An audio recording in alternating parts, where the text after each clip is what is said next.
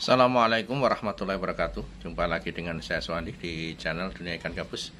Pada kesempatan hari ini kita masih menjawab pertanyaan-pertanyaan seputar masalah budidaya ikan gabus yang sudah chat di nomornya Pak Suwandi di 081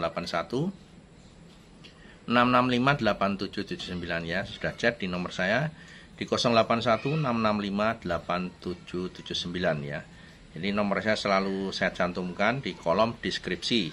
Jadi yang mau tanya, ada nomor saya di situ, di kolom deskripsi pasti ada nomornya. Tidak ada artikel lain, cuma ada nomor saya saja. Ya. Jadi tanya seputar masalah budidaya ikan gabus yang tentang pembibitan, pembesaran, kemudian tentang pemasaran, tentang penampungan dan lain-lain sebagainya. Ya, saya akan berusaha untuk menjawab sesuai dengan pengalaman saya. Jadi kalau mungkin ada yang berbeda dengan pengalaman Anda di luar, ya itu mungkin bukan pengalaman saya. Jadi pengalaman saya yang saya ceritakan di channel YouTube Dunia Ikan Gabus ya. Oke, langsung menjawab pertanyaan yang pertama dari Bapak Andy ya, dari Bapak Andy yang ada di alamat mana ya? Dari Bapak Andy yang ada di, enggak ada alamatnya. Ya Pak Andy gitu aja ya. Jadi menanyakan masalah kemitraan ya, kemitraan pembenihan ya. Apakah semua mitra pembenihan itu selalu berhasil Pak Suwandi? Kalau yang gagal apakah ada ya? Dan penyebabnya apa kalau misalkan mereka ada yang tidak berhasil dalam proses pembenihan? Mohon penjelasannya Pak Suwandi. Terima kasih. Sudah pernah saya jawab juga ya di video sebelumnya. Ya, part berapa saya lupa, di situ tentang kegagalan mitra. Ya namanya orang usaha tetap tidak semuanya berhasil ya. Jadi tetapi tidak berhasilan seorang mitra pembenihan itu sebetulnya bukan karena apa ya, tidak bisa atau karena memang sulit ya. Jadi ketidakberhasilan mereka itu sebenarnya bukan karena sulit atau mungkin tidak bisa ya. Hanya mereka tidak mau mengikuti aturan-aturan yang sudah ditetapkan. SOP-nya dia nggak mau ikuti. Padahal sebetulnya mudah ya, mudah dan gampang sekali untuk dilakukan. Tetapi mereka tidak mau mengikuti cara-cara yang sudah kita sampaikan, aturan-aturan yang sudah kita berikan, mereka menggunakan cara mereka sendiri. Itu biasanya timbul berbagai macam kegagalan ya, cara mereka mulai pembenihan. Contoh misalkan ya, di sini kan sudah kita arahkan untuk menjadi mitra pembenihan itu 1 minggu pertama, kedua itu makanannya adalah kutu air. Itu baku, itu patokan itu yang memang harus diikuti, tidak boleh ditawar-tawar ya. Tetapi beberapa mitra yang memang dia tidak berhasil tidak mau mengikuti itu. Ya. Jadi merasa sudah pesimis dulu, dia tidak mau mengikuti cara yang kita terapkan. Mereka lebih cenderung menggunakan cara mereka sendiri. Suruh ngasih kutu air, nggak manut, nggak mau nurut, bikin cacing sutra sendiri, bikin pakan adonan sendiri, nonton cara-cara di YouTube, usus di blender diberikan. Nah, yang memang di situ bukan cara-cara kita dalam membreedingkan ikan gabus ya, membibitkan ikan gabus. Saya tidak mengajarkan cara-cara itu. Saya hanya mengarahkan 15 hari pertama kutu air, minggu berikutnya adalah PF 500, minggu berikutnya PF 800, selesai, lanjut PF 1000. Nah seperti itu kan gampang. Cara buat kutu air juga mudah. Tutorialnya juga sudah ada. Caranya bisa dibuktikan, bisa dipraktekkan. Nah, kenapa harus menggunakan cara sendiri kan gitu? Ya.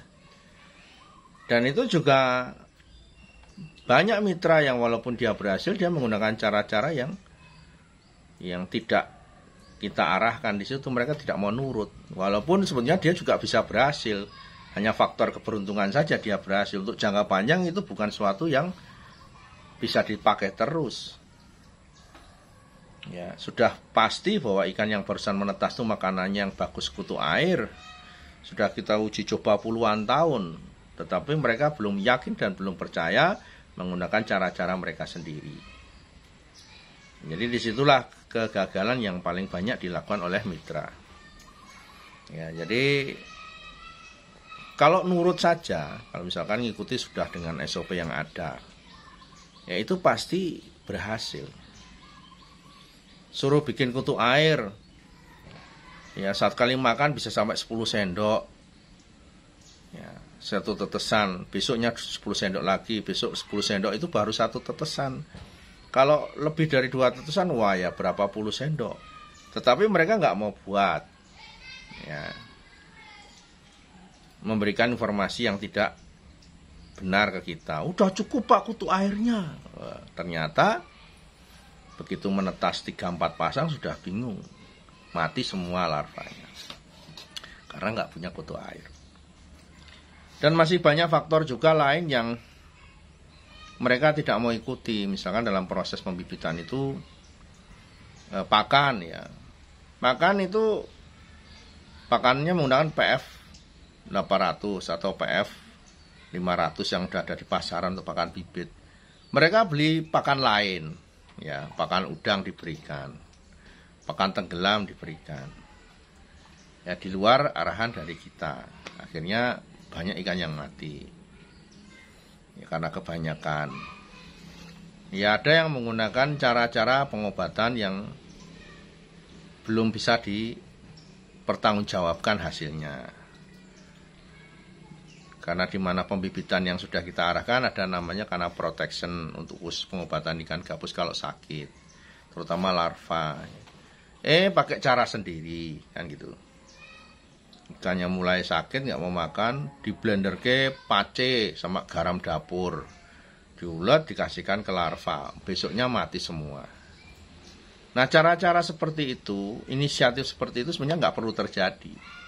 Manakala seorang mitra itu mau percaya kepada kita, mau kita arahkan. Jadi di sini seperti kami, seperti saya, Pak Suwandi, sudah menjalani bisnis ikan gabus sudah 16 tahun.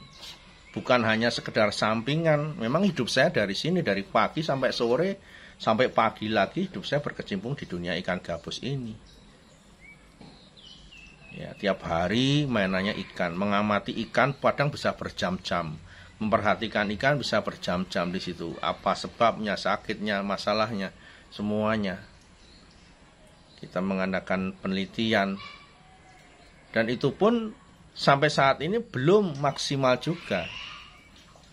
Tetapi kan bisa meminimalisir nih. Saya sudah melewati jalan ini, jangan digunakan. Jangan dipakai. Kalau mitra itu mau berkonsultasi dengan saya, pasti akan saya arahkan. Jangan menggunakan cara itu. Berbahaya misalnya. Tetapi kalau dia tidak mau konsultasi juga nggak bayar. Nah, akhirnya menggunakan cara sendiri. Ya fatal akibatnya. Seperti tadi kasusnya di Mengkudu sama di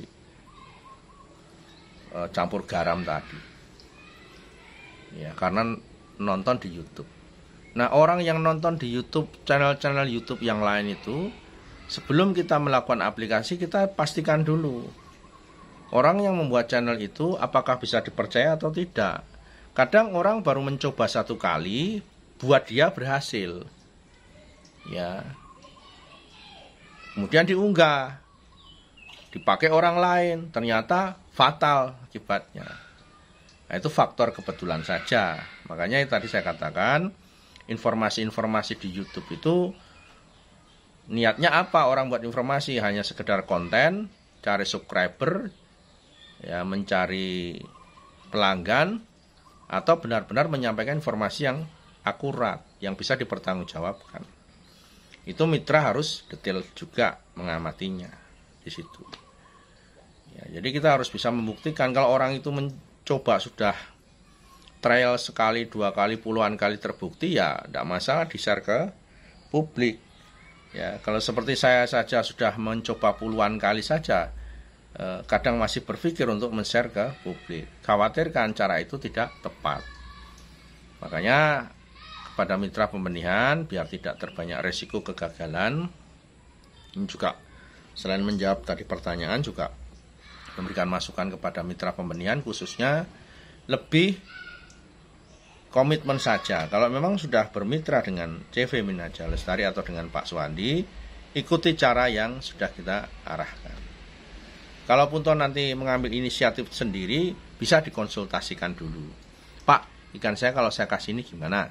Ini kan gimana Pak? Ini bagus tidak? Nah, minimal ada komunikasi seperti itu, sehingga tidak akan terjadi hal-hal yang tidak diinginkan. Misalkan terjadi kematian massal atau hal yang lain. Ya, oke, itu jawaban dari saya untuk masalah kegagalan ada yang tidak. Ya, yang penting selama ikuti dengan cara prosedur yang benar, bisa kita tekan kegagalan yang kita akan alami. Ya, sukses semuanya untuk teman-teman mitra pengusaha ikan gabus.